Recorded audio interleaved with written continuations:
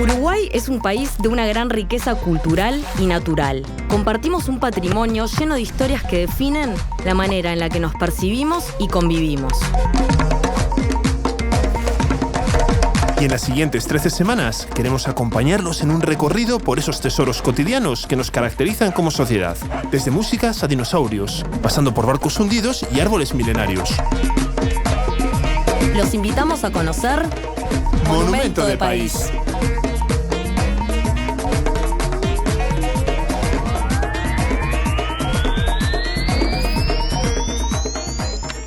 Jorge, entre todos estos libros seguro hay publicaciones científicas también, ¿no? Sí, por supuesto, porque en la Biblioteca del Museo Histórico Nacional se recogen los saberes que habéis acumulado como país en estos 2 siglos de existencia que lleváis y por supuesto que hay ciencia, claro.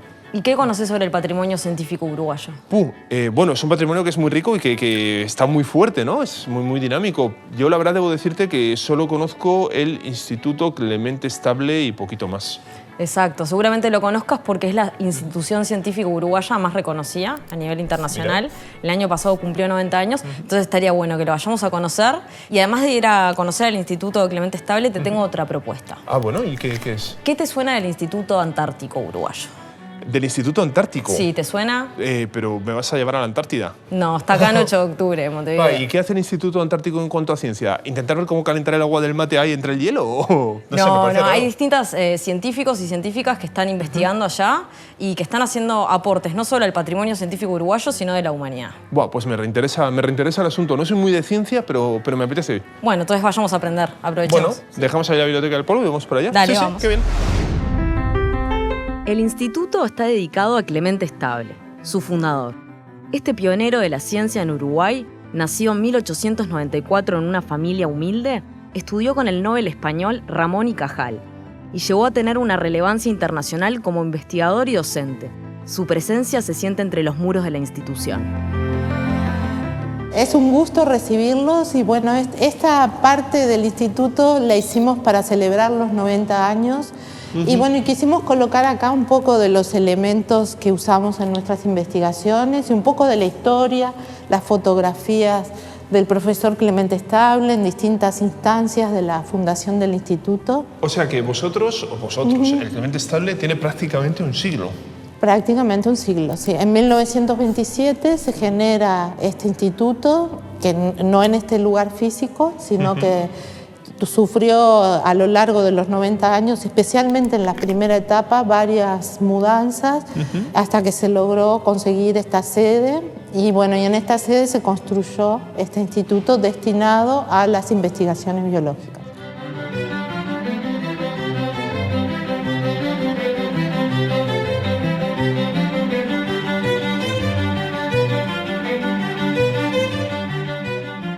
Para resumir lo que fue esa época y los descubrimientos que hicieron estos hombres, es la neurociencia, el sistema nervioso que se dedicaron a estudiar, y lo que tuvo Clemente Estable de novedoso es sus estudios sobre la sinapsis, ¿no? Que siguen vigentes hasta el día de hoy. Exacto, esos estudios, las conexiones neuronales y después genética y biología molecular, que también tuvimos un investigador muy importante en el instituto, que es el doctor Sáez, que es considerado el citogenetista de Latinoamérica. O sea, como que el descubrimiento es tan importante como las etapas de la meiosis, que es la división celular que ocurre en las gónadas. Las gónadas son los testículos y los ovarios. Y bueno, las fotografías que están en la mayoría de los textos de biología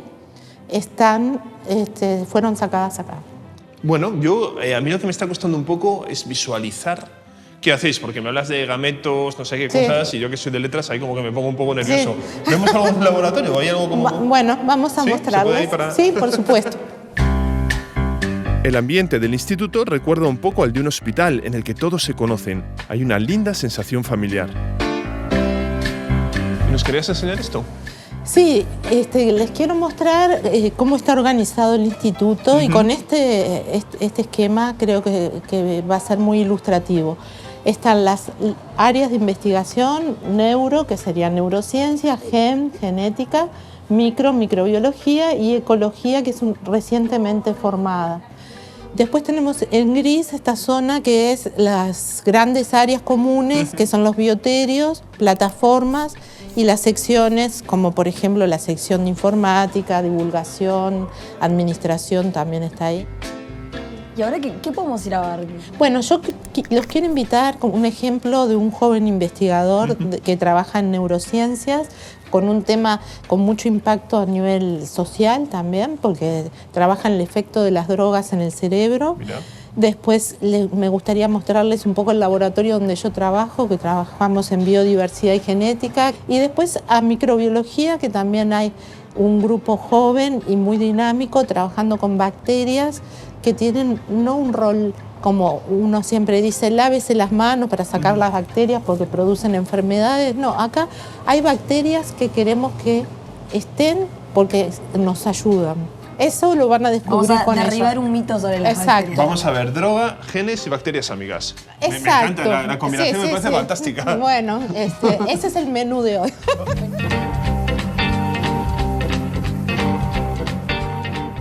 Aunque nos riamos, en el Clemente Estable investigan cosas muy serias con impacto en nuestras vidas, como veremos a continuación. Hola, Permiso. ¿qué tal? Buenas, hola. Hola, ¿qué tal? ¿Pueden explicar? Hola, mucho ¿Qué tal? gusto. José, José, ¿cómo es? José, me dicen de las dos maneras, no importa. ¿Y qué haces aquí, José? ¿Qué te dedicas? Bueno, yo estoy haciendo mi doctorado en el Departamento de Neurofarmacología Experimental, que tiene varias líneas.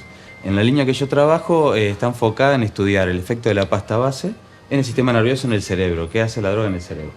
La idea es aportar a la problemática del consumo de pasta base, que es una problemática compleja, involucra muchas áreas, muchas disciplinas. Bueno, nosotros podemos aportar desde la neurobiología, desde la biología. Entonces, estudiando lo que hace la droga en el cerebro, cómo actúa, podemos, digamos, saber bien específicamente y eso nos ayuda a intentar generar algunos apoyos para la terapéutica de las personas con dependencia de esta droga. Y ahora lo que tenemos ganas es de dar un pasito más allá. Entonces, vimos que, por ejemplo, uno de los sistemas que se altera al consumir es el sistema endocannabinoide, el sistema de cannabinoides que tiene nuestro cuerpo. Y bueno, nuestra idea es avanzar para evaluar si algunos derivados de cannabis, por ejemplo el cannabidiol u otros, pueden apoyar a las personas que están tratando de salir de esta dependencia. Así más que nada... Utilizar el CBD como una manera para tratar la adicción. Sí, eso es una idea de hacer a futuro. También un poco depende de la financiación y los proyectos para seguir avanzando.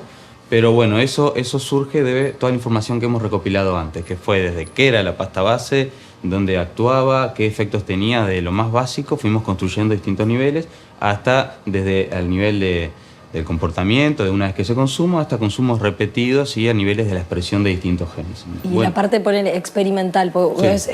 Una parte fue, como decir, recompilar información y después empezar a experimentar cómo trabajan ahí para nosotros podernos hacer una idea. Bien, no, esta información que te decía también la fuimos construyendo porque el principal problema con la pasta base es que no había mucha información al respecto. Pues es un problema bien latinoamericano, entonces no está tan estudiado como algunas otras drogas que se consumen en otras partes.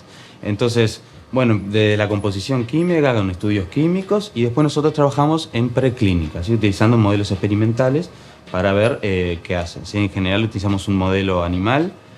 Acá siempre es mejor hacer una pausa porque a veces hay muchas ideas de lo que es o no, pero para trabajar con animales uno tiene que formarse, que generar protocolos de ética, o sea, no cualquiera puede experimentar con animales y eso se genera un protocolo que luego lo evalúan veterinarios, investigadores y también representantes de la sociedad civil, que es bien importante. Se tiene un cuidado extremo con los animales. Sí, ¿no? sí. Siempre se trabaja bajo las famosas 3 R, que son reducir, siempre se intenta utilizar el menor número de animales, ¿sí?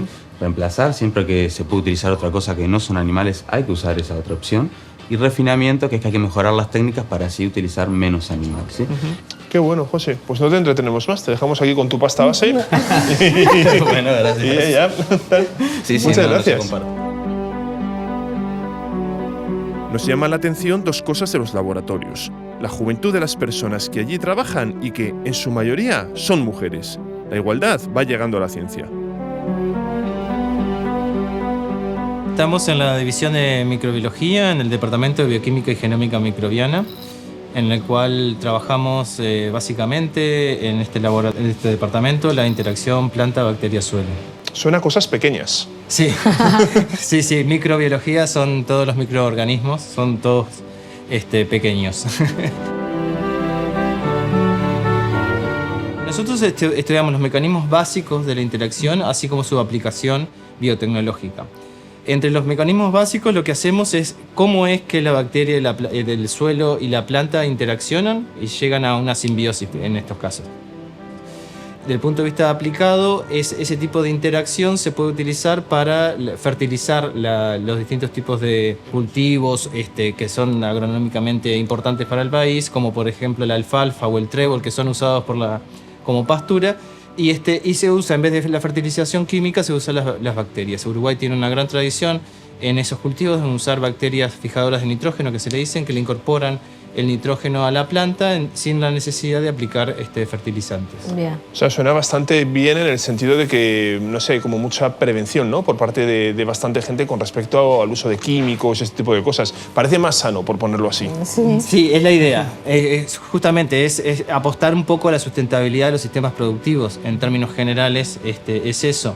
Porque la aplicación de los paquetes tecnológicos que actualmente se utilizan para un montón de cultivos, implican un montón de fertilización y de herbicidas, que todo eso se agrega en exceso y van a los cursos de agua, y ahí se empieza la eutrofización, y lo que se ve en los cursos de agua todo verde, todo eso es por la gran cantidad de nutrientes que va hacia esos caudales. Entonces, tratando de evitar un poco eso, apostando a evitar un poco eso.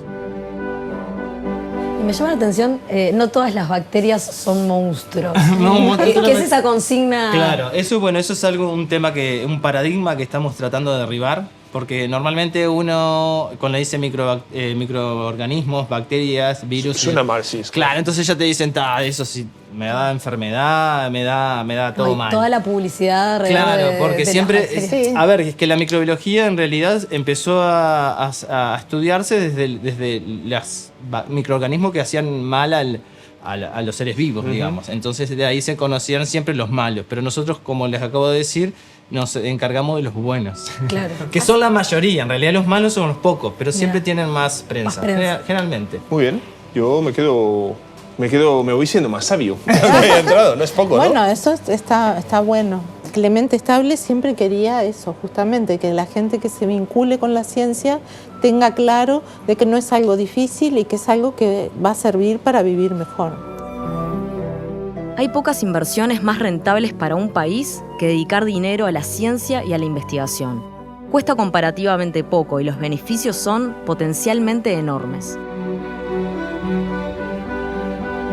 O sea que estos son tus dominios, Susana. Bueno, sí, acá es el Laboratorio de Biodiversidad y Genética, en el cual estamos trabajando ya desde hace varios años. Bueno, me voy a poner la túnica. Acá trabajamos con ADN. ADN que extraemos, acá les voy a mostrar. Estos pequeños tubos tienen ADN de una especie, en este caso son de zorros. Los zorros que habitan en Uruguay. En Uruguay habitan dos especies de zorros. Y bueno, no están en peligro de extinción, pero tienen problemas de conservación y generan conflictos con las actividades ganaderas, especialmente la cría ovina. En la época de nacimiento de corderos, bueno, son muy perseguidos los zorros porque se les acusa de comerse los corderos. Bueno, en muchos casos puede ser que sea así, pero bueno, todos tienen derecho a convivir en los ecosistemas. ¿Vais a hacer zorros mutantes vegetarianos? Ah, bueno. Bueno, sí, los zorros no son exclusivamente carnívoros. No les gusta solo los corderitos. Comen de todo. Son y acá, omnívoros. sí, una tesis de doctorado que está desarrollando Natalia.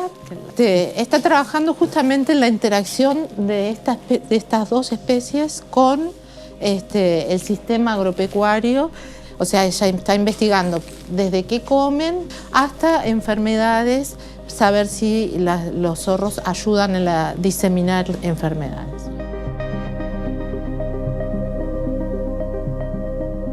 Susana, a mí me llama la atención la cantidad de chicas que hay Bueno, acá. en este laboratorio... ¿Justo hoy o es algo que se da? No, estamos trabajando con un grupo grande de jóvenes y por casualidad la mayoría son mujeres. Tenemos a Hernán, que Hernán está trabajando también con con zorros, pero no sé por qué en genética y en las temáticas que nosotros trabajamos hay más interés por las chicas que por los chicos. ¿Y en qué otra área se da viceversa? Por ejemplo, en la ingeniería, en el instituto formamos parte, tenemos una comisión de género, que eso es importante destacarlo, y estamos participando de un grupo de trabajo que creó la UNESCO para estimular justamente que las mujeres y las niñas jóvenes se dediquen a carreras que están como muy masculinizadas, como la ingeniería, la bioinformática, toda esa parte, como que hay porcentaje de 80 a 90% de hombres, y bueno, como que queremos derribar esas barreras trabajando en este equipo, ¿no? Susana, y para terminar, ¿cuál es el desafío al que se enfrenta Clemente Stable? O sea, bueno, tenemos siempre el desafío económico, o sea, el instituto es una unidad ejecutora del Ministerio de Educación y Cultura, y bueno, tenemos unos fondos de funcionamiento muy acotados realmente, o sea, hacemos maravillas con el dinero que recibimos. Las investigaciones no se cubren con los fondos de funcionamiento, sino que cada investigador, cada, vamos a decir, líder de grupo o cada joven estudiante gestiona sus fondos para su investigación. Tiene que conseguir la financiación. Sí, entonces cada uno funciona como una pequeña microempresa, porque el estudiante de maestría tiene el apoyo del PDCIVA para financiar parte de su investigación. Y si es una investigación muy compleja, tiene que tener, a su vez, fondos extras. O sea que, para entenderlo yo, digamos, aparte de toda la tensión que tenéis con vuestro trabajo y con el tema científico, la necesidad de actualizaros, etcétera, etcétera, también tenéis una presión añadida, que es que tenéis que buscar fondos. Eso es continuo. Y no tiene mucho sentido, esa ¿no? permanencia, Que la un científico búsqueda de tenga que fondos. estar haciendo fundraising. Sí, es así todo el tiempo, porque, como te digo, obtienes financiamiento para una investigación y ya sabes que dentro de 12 meses eso ya se acaba y que tienes que volver de vuelta. Entonces, como que es quizás parte del esfuerzo que debería volcarse sola a la investigación se termina también en la búsqueda de fondos. Sí. Y bueno, es la realidad en la cual vivimos, y que bueno, que sería importante incrementar el apoyo a la ciencia, ¿no? Se está reclamando parte del presupuesto, ¿no? 6% para la educación y 1% para la ciencia. Exacto, pero que como que realmente es un reclamo justo, y hoy las sociedades que mejoran, o sea, los países que se toma como ejemplo, que están a un buen nivel, son aquellos que invierten en educación y en ciencia, o ciencia y tecnología. Dejamos los laboratorios para ir a un lugar que coordina una actividad científica de gran potencial para nuestro país e importante para todo el planeta: el Instituto Antártico Uruguayo. Situado en Montevideo, en un lindo palacete, el instituto depende del Ministerio de Defensa Nacional, aunque muchos de sus trabajadores son civiles y el ambiente poco militar. Álvaro, ¿tú qué tipo de científico eres? Sabemos que hay muchos muy distintos. Son preguntas difíciles. En realidad yo soy biólogo, pero hace mucho que trabajo en temas vinculados con la interfaz de ciencia política y temas de gestión ambiental. Pero mi origen tenía que ver con un estudio de comportamiento animal. Y después pasé por temas de áreas protegidas y bueno. ¿Y terminaste en la Antártida? Sí. Me mandaron a la Siberia uruguaya. Y vos, en el Instituto Antártico, ¿cuál es tu rol? Yo soy el director de Coordinación Científica y Gestión Ambiental, que tiene que ver con, justamente coordinar lo que es la actividad científica de Uruguay en el área del Tratado Antártico, y después también asegurarnos que los estándares de gestión ambiental de las actividades de Uruguay en la Antártida cumplen con los estándares internacionales, ¿no? Yo ahí tengo una duda desde la atalaya del respeto. O sea, país pequeño, quiero decir, ¿qué pinta Uruguay en la Antártida? Yo hace un ratito te decía que es como la aldea gala de Asterix. Hay un tema histórico, ¿no? Yo creo que Uruguay, sobre todo a fines en las décadas del 70, 80, tuvo mucha habilidad a nivel de política internacional de ocupar cargos o roles interesantes, y creo que tuvo la visión de formar parte de esta iniciativa global que es el Tratado Antártico.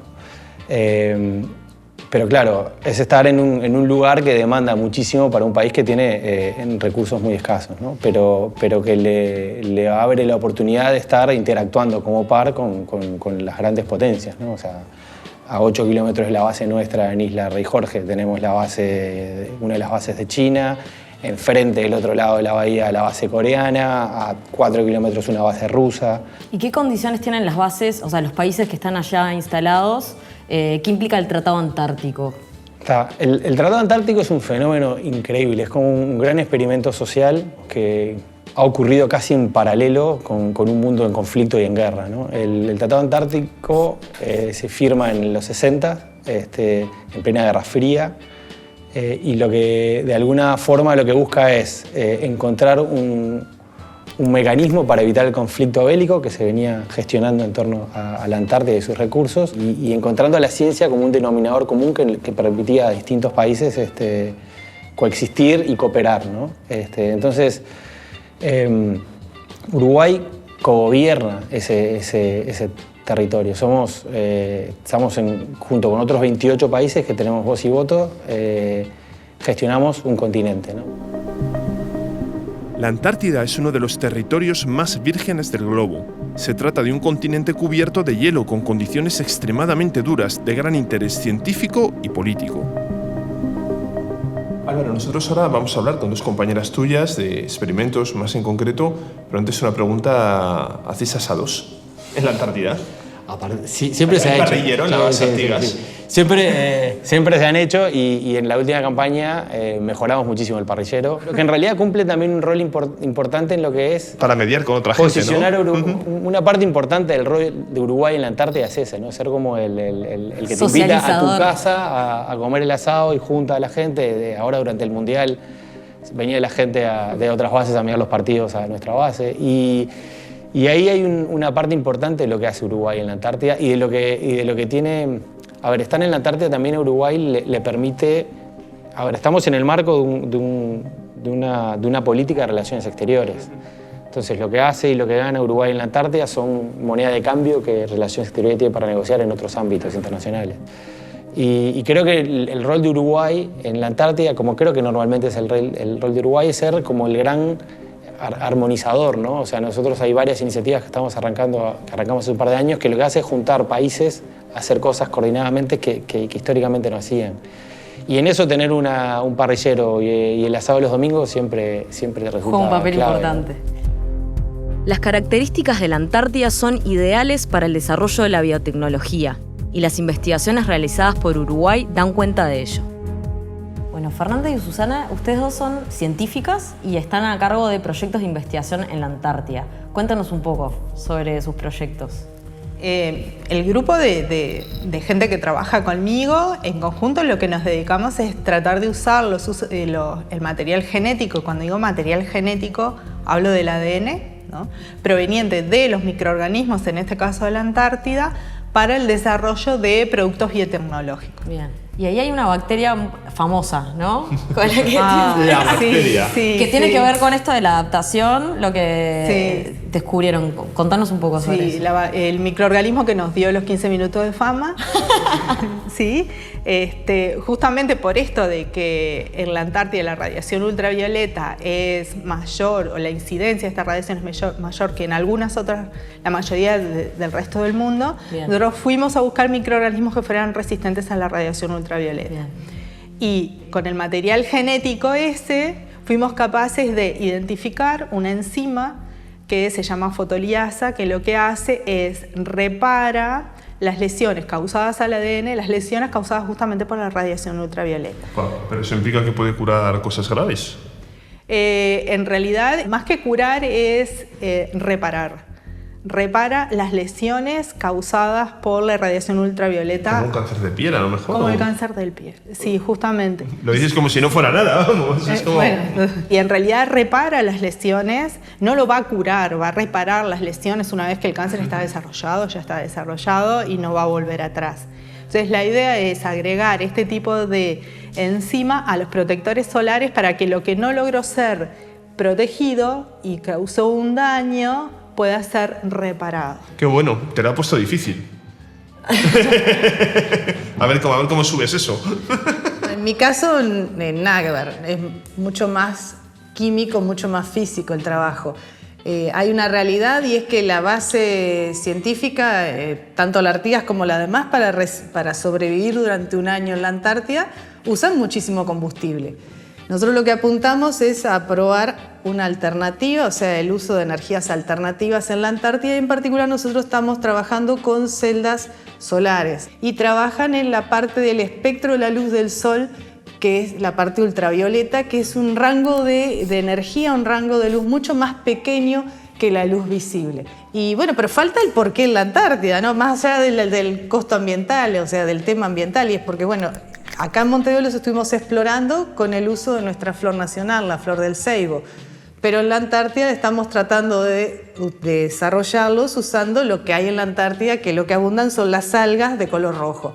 Y para ustedes, ¿cómo es la experiencia de ir a la Antártida, convivir con este grupo selecto de científicos de distintas partes del mundo? ¿Cómo ha sido la experiencia? En mi caso, yo soy química y nunca había salido de las 4 paredes de mi laboratorio. Entonces, el tener que salir al mundo a recolectar mi materia prima fue algo que a mí me costó un poquito, pero por otro lado me pareció fascinante. Y fue muy gracioso que la primera vez que tuve que salir fue en un ambiente tan hostil. Claro. Y tan en que, sí, estaba ahí el alga, quería ir a juntarla, pero había una cadena de lobos marinos acostados arriba de ella. Entonces, claro, yo mi único contacto con los animales, que aparte, más allá de que me encanten, es el Animal Planet. Y yo no sabía cómo reaccionar.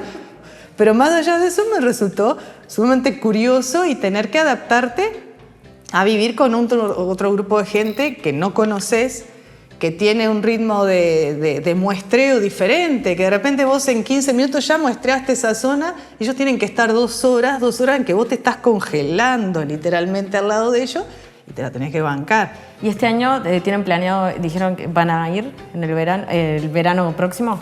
Ahora en diciembre van 2 de mis estudiantes a trabajar en un ecosistema nuevo allá que se llama Crioconita. Y después nos iremos con la Escuela Antártica de Verano, en febrero. ¿Nos queréis llevar? Bueno, a mí me encantaría. Bueno. Si quieren hacer algún documental o algo, nosotros no tenemos problema. Muy bien. Nosotros tienen que hablar con el que hablaron hace un rato. Bueno, pues abríguense mucho, lo primero, y muchísimas gracias por contarnos todo esto. Sí, muchas gracias por su La verdad es que tiempo. es súper interesante. Gracias a ustedes. Fíjate, nunca hubiera imaginado que en la Antártida se pudieran sacar tantos conocimientos interesantes. Sí, la verdad que sí. Bueno, felicitaciones por su trabajo también.